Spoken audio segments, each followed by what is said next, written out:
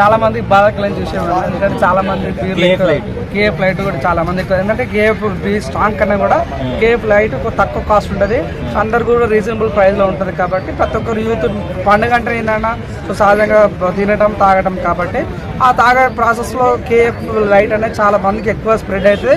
ఎక్కువ రేషియో కూడా మీరు చూసుకుంటే కేఎఫ్ లైట్ ఎక్కువ కొంటారు.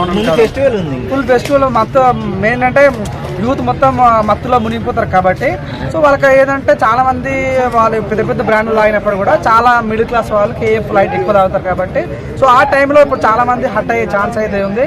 ఇప్పుడు అవునని కాదన్నా స్టేట్ బడ్జెట్ పెరగాలంటే మద్యం ధర ఎక్కువ అవుతుంది. మద్యం ఎక్కువ సేల్ అయితే మాత్రం ఆ స్టేట్ బడ్జెట్ బాగా ఇంక్రిమెంట్ ఉంటుంది. కాబట్టి అట్లాంటి టైంలో ఇట్లాంటి కేఎఫ్ లైట్ తగ్గించడం అనేది కొద్దిగా బాధ కలిగింది.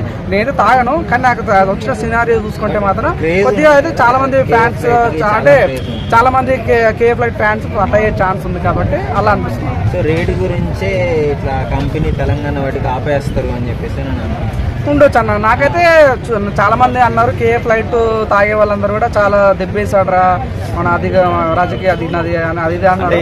ఇక్కడ బ్యాన్ అయితే పక్క రాష్ట్రం నుంచి ఇంపోర్ట్ అవ్వచ్చు అంటారు. ఛాన్స్ ఉంది, అంతేగాని ఇప్పుడు ఇక్కడ లేకుండా పక్కకు వెళ్ళి తెచ్చుకుంటారు. అంతే కదా, వాళ్ళు మద్యానికి బానిసలు వాళ్ళందరూ.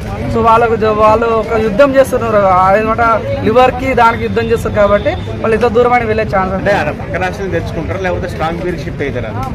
చెప్పలేవు, డబ్బు ఉన్నోడు దానికన్నా మెయింటైన్ అవుతాను. కానీ మిడిల్ క్లాస్ వాళ్ళు మ్యాక్సిమం అంతా కేఎఫ్ లైట్ ఎక్కువ తాగుతారు. కాబట్టి వాళ్ళు కొద్దిగా డిసప్పాయింట్ అయ్యే ఛాన్స్ ఉంది.